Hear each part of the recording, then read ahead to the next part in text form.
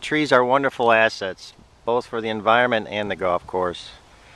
This beautiful American elm here behind our 8th tee is a fine specimen of a tree that requires quite a bit of maintenance and effort.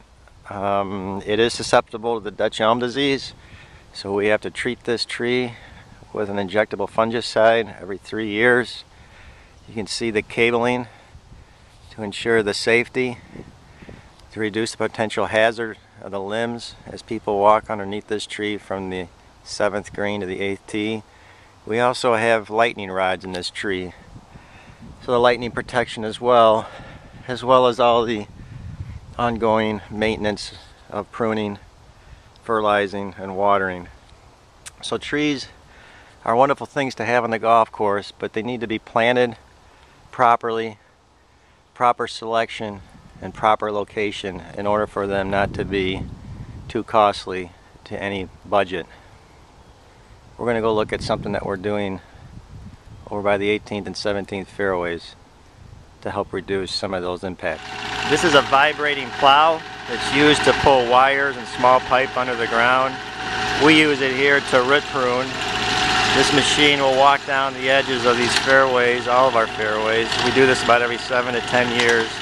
And this will sever the tree roots to a depth of about 2 feet. You can hear the roots there. The machine is hitting to this locust that tends to be a very water-loving tree.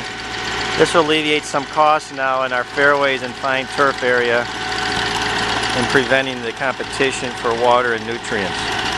We mentioned briefly some of the direct costs trees have to a golf course budget. The pruning, the fertilizing, cabling, and other maintenance and special needs some species may need. But the indirect costs, a little more challenging to put a pencil to it, but very real, and sometimes could be even more significant than the direct costs. You can see the shadows here on our 10th fairway. Typically our east-west running fairways on the south side are the most problematic. All of our golf holes rather, are tree line. So these shadows here create shade for the turf, creates different microclimates, keeps it perhaps even more wet in some of these areas. So keeping even playing surfaces in these types of conditions can be quite challenging. Also, the competition underground is just as important as the competition above ground. Here you can see, for example, we're offering supplemental irrigation in the deeper rough where our irrigation system doesn't reach.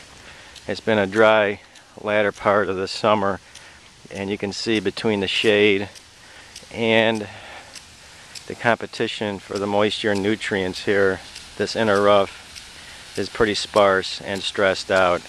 So again, another indirect cost to try to maintain healthy turf under these trees to keep playing conditions optimum.